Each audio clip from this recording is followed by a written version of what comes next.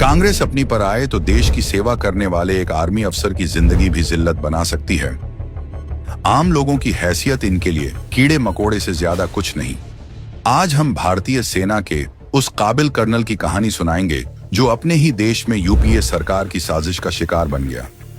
इस सैनिक की कहानी न सिर्फ आपके रोंगटे खड़े कर देगी, बल्कि ये सुनकर उन लोगों का सिर शर्म से झुक जाएगा जो कांग्रेस को वोट करते हैं।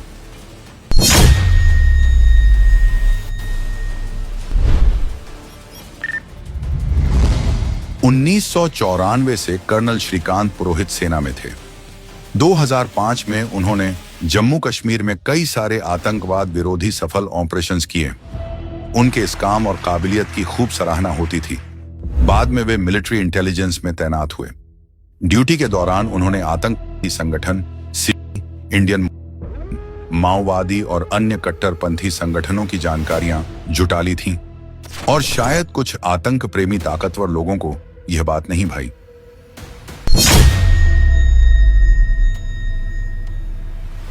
पांच नवंबर 2008 को कर्नल पुरोहित को मालेगांव ब्लास्ट केस में झूठे आरोप के साथ गिरफ्तार कर लिया गया। हैरानी की बात यह है कि ठीक 26/11 यानी देश में सबसे बड़े आतंकी हमले से 21 दिन पहले सेना के एक इंटेलिजेंस अफसर को अरेस्ट कर लिया गया। अब सवाल उठता है, क्या पुरोहित को हमले की भनक लग चुकी थी? क्या वो ये हमला रोक सकते थे? क्या उन्हें इसलिए मालेगांव ब्लास्ट में फंसाया गया ताकि मुंबई हमला बिना रुकावट के हो सके?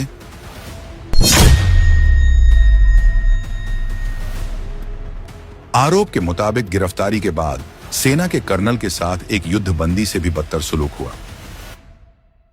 उनके हाथ पैर बांधकर तब तक पीटा गया जब तक कि उनके शरीर काले न पड़ गए हों।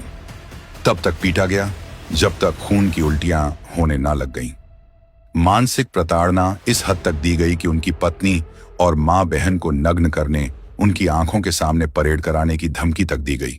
उनके अपने सह फौजियों से प्रताड़ना दिलवाई ताकि उन्हें अंदर से तोड़ा जा सके।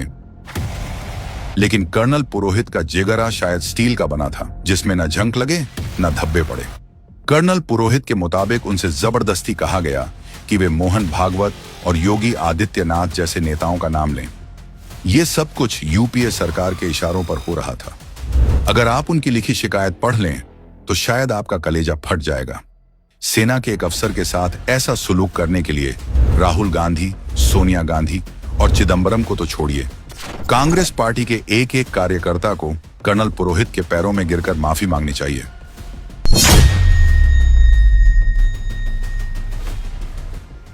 उनकी पोस्टिंग, मीटिंग्स और इंटेलिजेंस ड्यूटी के दौरान उन्होंने जो भी काम किया था उसे ही आधार बनाकर एक फिल्मी स्क्रिप्ट तैयार की गई, जैसे कि कश्मीर से आरडी लाना, जबकि इंटेलिजेंस अफसर के पास आरडी का एक्सेस होता ही नहीं है। खैर, इसकी सच्चाई तो आगे जानेंगे। इसके अलावा हिंदू राष्ट्र बनाना, अलग संविधान बनाना या इजरायल थाईलैंड से सरकार बनाने के मनगढ़ंत आरोप लगाए गए। उन्हें अनुभव भारत जैसी संस्था बनाने की भी सजा दी गई।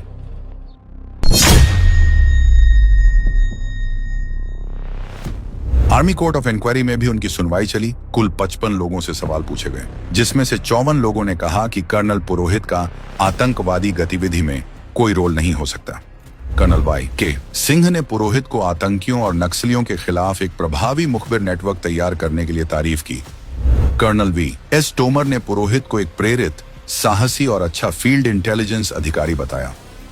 Retired lieutenant colonel S. Raikar ने साफ कहा कि मुझे नहीं लगता कि कर्नल पुरोहित किसी भी असामाजिक या राष्ट्र विरोधी गतिविधि में शामिल रहे हैं जिससे देश की या विशेष रूप से भारतीय सेना की बदनामी हो।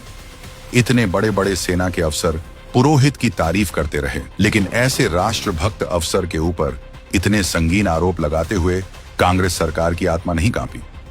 हैरानी की बात यह है कि यूएपीए जैसे कानून लगने के बाद भी सेना ने कर्नल पुरोहित को ड्यूटी से नहीं निकाला। शायद सेना भी जानती थी देश पर जान छिड़कने वाले लेफ्टिनेंट कर्नल पुरोहित पर लगे आरोप झूठे और मनगढ़ंत हैं, और एक ना एक दिन ये जरूर निर्दोष साबित होंगे।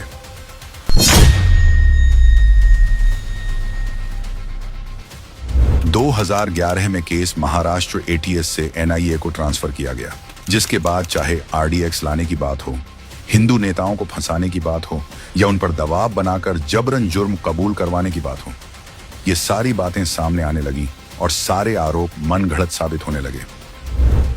2017 में करीब 9 साल बाद पुरोहित को सुप्रीम कोर्ट से जमानत मिली और कर्नल पुरोहित की देशभक्ति देखिए, ऐसी शायद दुनिया में इसकी मिसाल ना मिले। अपने ही देश की सरकारों के प्रतिशोध का शिकार होने के बावजूद इतना अत्याचार सहकर भी उन्होंने जमानत मिलने के बाद दोबारा आर्मी ज्वाइन की और आज भी खुफिया टीम का हिस्सा हैं।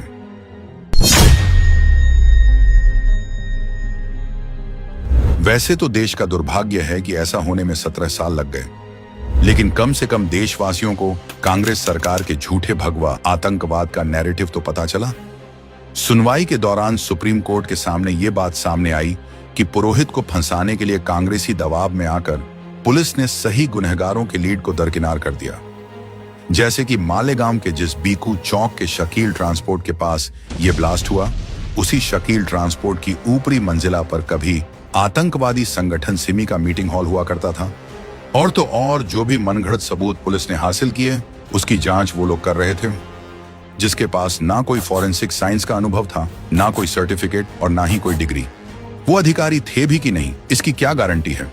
कोर्ट ने सारे सबूत ध्यान में रखकर पूरा अवलोकन करके अपना आखिरी फैसला सुनाते हुए कर्नल पुरोहित को बाइज्जत बरी किया। अब इन सबको देखकर तो यही पता चलता है कि मालेगांव ब्लास्ट के पहले ही कांग्रेस सरकार में यह नैरेटिव सेट कर लिया गया था कि हिंदुओं को कैसे बदनाम करना है।